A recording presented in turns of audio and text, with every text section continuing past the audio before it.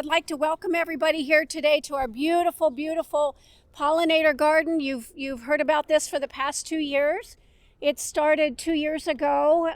Back in Indiana, before we moved here, I raised and released monarch butterflies. And I really missed taking care of the butterflies, raising them from the little eggs or from the caterpillars that I would find on our milkweed stands at home. And so I thought, gosh, wouldn't it be nice to have just like a 3x6 area where I could just plant some milkweed. And so I talked with some people here in the park, and there was some interest in making a pollinator garden, not just for the monarchs or the butterflies, but also for the bees and the birds and the beetles and the bugs and all of the pollinators. So we got a group together. I put in a proposal to George, the former owner, and I asked him for space and for them to dig up the ground and to give us water and electricity. He said, you can't have the space you asked for, but I'm going to give you this space, which this space is much, much better than what we had asked for. And he gave us the water, he gave us the electricity, and he dug it all up for us. And he said, I will also give you a fence around it, and I will maintain that fence. So there was so much interest, plus it was a way to get out of the house during the COVID years. So I think that really helped our pollinator garden. So all of these plants two years ago, right now, were being put into this garden, and they were all about 6 inches tall. This tree behind us here, back by the cactus, was supposed to be the tall tree because we thought none of us were going to live long enough to see these trees get tall enough to give us shade. So someone donated this tall tree back here. All of these other trees that you see were about 3 feet high, and look at them now. Our tall tree is now the short tree. So this garden has totally just come so far from what we ever imagined. And if you're around during the summer, please come in and take a look at it during the spring and summer, because there's blooms all over, there's butterflies, there's bees, there's birds. There's a list of birds right here on the archway, the entry archway, of all the birds that have been sighted here. And each area has a specific thing. This is the butterfly area here. We have 6 different varieties of milkweed here. This is our bird section back here with a water feature to kind of call them in. And then there's an area in the back for them to kind of nest and be hidden. So, and then the rest is this was our penstemon garden here in the middle. We put some stepping stones in there thinking we would be able to kind of just walk through it. And then it totally overtook the stepping stones. And in fact, when we kind of cut everything back a couple weeks ago, and when we were ready to put the pole in, we dug right where it happened to be, right where a stepping stone was. So yeah, so we had to remove that stepping stone, but it's a perfect place for the pole. Well, welcome everybody, and thank you, Kathy, for that great presentation of your garden. It is absolutely beautiful, and I know it's going to be, it's going to prosper for sure for the whole community. But I'd like to welcome all of you also, and thank you for welcoming Rotary, Keno Rotary, into your Rincon community, which is very nice. It's the first time I've ever been here, but I just loved it. I think it's a beautiful place. I'd like to introduce myself. My name is Emma Carrillo. I'm the president of Keno Rotary. I'll also introduce a special guest, Mr. Jesse Navarro. Would you raise your hand? He's from the Totowa O'odham Nation, so I appreciate you coming. Very nice. We welcome you to the O'odham Juarga, the O'odham homelands. If you're here to stay for a couple of months, then you travel back home, or if you're here to stay for a lifetime, this is your home as well. And we honor that. We open our land for you guys to live here peacefully, comfortably, and to enjoy safe places like this as we're here this morning. And I just want to share a few locations that I was looking when I was standing here. I was looking at the mountain ranges to the west of us, and in Totowa O'odham we know that as Ban Bith Duak, Coyote Dropping Mountains. And there's a story behind that of why there's There's 4 mountain ranges that are known as Bon Beef Doak, Coyote Dropping Mountains. To the north of us, we have Mount Lemon, the Catalinas. In Thon Autumn, we know that as Babatuak, Frog Mountain. And to the east of us, we have the Recons. And to the Thon Autumn, we know that as Tuacoswal, Turkey Neck Mountain. And then to the south, we have the Santa Ritas. And then those mountain range is called Juatoak, Long Mountain. And then for some of us, Tucson is an Autumn word for Tucson.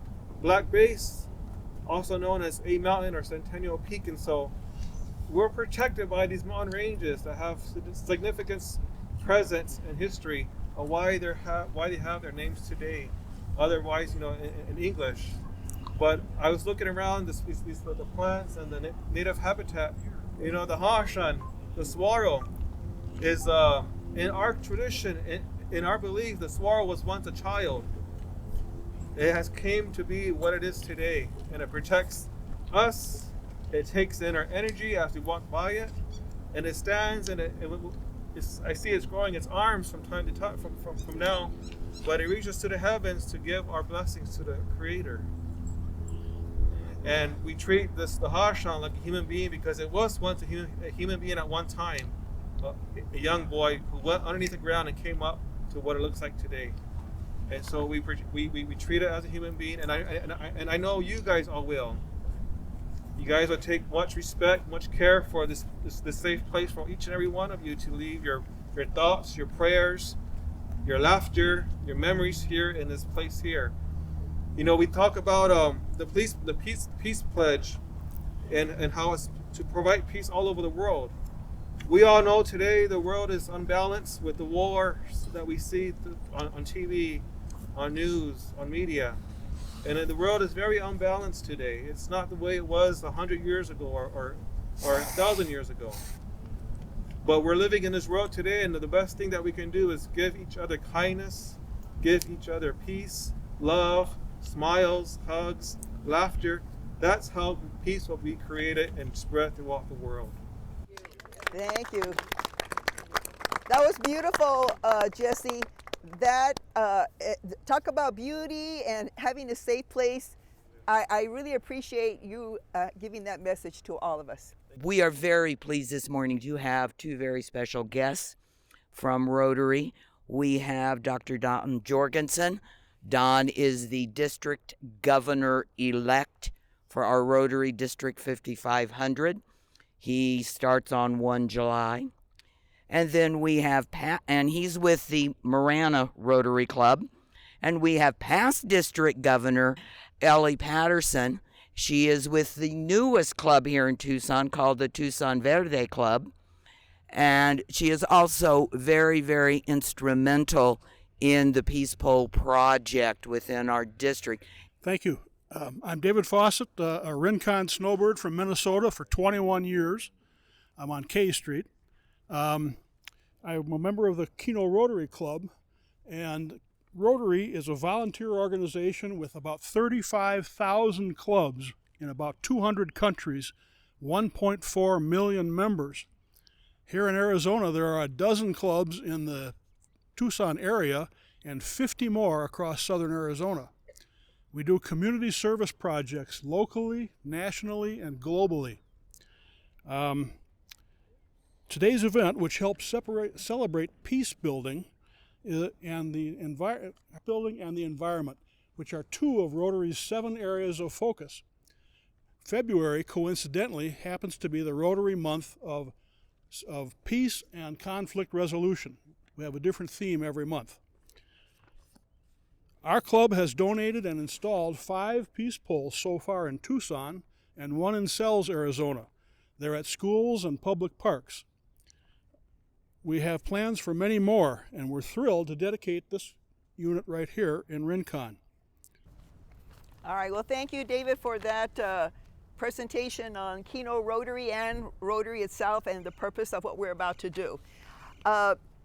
We're about to do is to unveil in a few minutes our peace pole.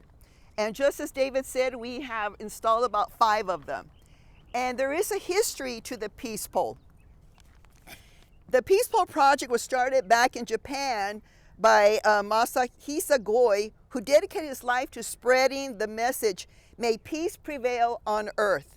And the first peace poles were outside of Japan, were constructed in 1983.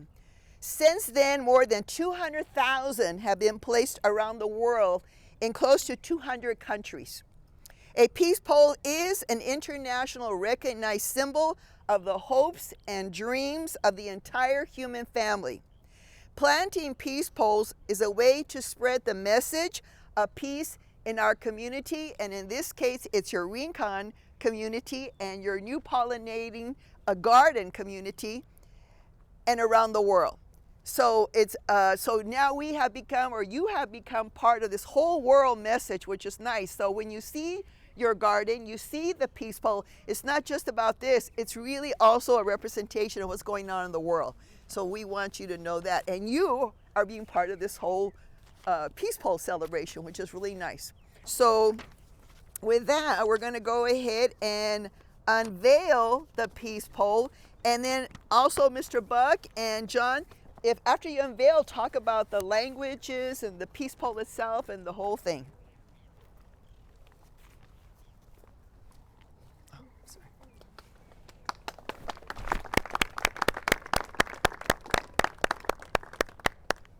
I'm Buck Crouch. I'm one of the few native Tucsonians here. My wife Ada is another one. Just to say, welcome all of you that are not born here. The peace pole has 4 languages on it. And we try to choose languages that are in our communities. So this particular peace pole has, in English, may peace prevail on earth. It also has in Yaqui, which is one of the Native American groups in our area. It has in Spanish on the backside, and it has in Odom on this other backside. I'd just like to say some of the help we've had on this pole. We buy the poles and cut them. The students at Sunnyside Auto Body, which is a high school nearby, put the caps on for us. They weld the caps on, and they also paint the poles for us. So I want to thank them for that. John does the lettering on the poles, and with some help from Sunnyside Graphics Group. So John, would you like to say anything about the graphics? What I do is I just cut out the letters, and then I put them on the pole. That's basically what my function is. Even though it's time consuming, but that's my contribution. I thought what I'd do is give you just a bit of history on this peace pledge you're about to get. This peace pledge was written by children. There is a small children's peace garden that was started by Becky Quintero 20 years ago. Becky is now president of the Sunnyside School Board, and she put this peace garden together with people in the community. And she had some young people in the community approach her about being concerned on some of the things they were seeing going on, the way people were being treated, so on and so forth. And what could they do? So Becky put together a youth peace conference that was held in the Peace Garden. And one of the results of that was this peace pledge. It is on your peace seeds, and it is on your bookmarks. Those have all been given by Becky. What we like everyone to do is we ask kids, and every time we do one of these, we ask all of us to do this peace pledge together to help us concentrate on the reason for our peace pole and for trying to create peace wherever we are. So if you'll join me, it's on your bookmarks, it's on your peace seeds, and it says, I pledge to treat everyone around me with respect, honor, dignity, and with an open mind. I will refrain from both physical violence and violence of the heart and mind. I will treat others as I want to be treated, so that we all may reach our fullest potentials. And we hope, as you are here within the pollinator garden, and find some time to sit and reflect around the peace pole. This is one of the most amazing things ever for our garden. We thought the garden was amazing, but this really makes it amazing, because as you walk around the garden, we've got 3 different places that you can sit and reflect. Or if you can't walk real far, you can sit and rest and reflect. And just adding the peace pole where we can walk around it and look at the piece and seeing that it's in the 4 languages, knowing that it's just peace amongst all of the peoples who live here. So I just thank you from the bottom of my heart for making this possible for us. And thank you, Joan, for bringing that up today. David, of course, is a keynote Rotarian, and you're a prior Rotarian, but together they're strong Rotarians here, as you can see by the work that they've done. So today I'd like to recognize you in front of your community, in front of us Rotarians, on the service that you have provided. Joan has written some awesome grants for us. We have what we call dictionary projects, and she wrote one, and that's going to provide some monetary funds for that project to continue. And also she wrote another awesome grant that is attached to another organization called the Angel Pajama Heart Project. And so, and now there are many other services she's done. So Joan, we want to recognize you today in front of your community and as Rotarians as doing an awesome job in that. So with that, Don, would you pin this pin for her? It's called the Service Star. And it almost looks like a rodeo star when I saw it. Let's pin that on you. And I learned a long time ago, starting with my wife, not to stick things near people, especially women. So it's my honor to hand it to you. Oh, okay. Thank you so much. David. Oh, what a surprise. Thank you all. And for David, I'd like to also present to you a service star. And because you keep up with our websites, public relations, our media, and many other things that you do for us, for example, this type of celebration. So with that, Dr. Jorgensen, if you would hand him his service star, and they just embody the whole idea of Rotary, which is called service above self. So with that, let's give you a round. Thank you. All right. So very good.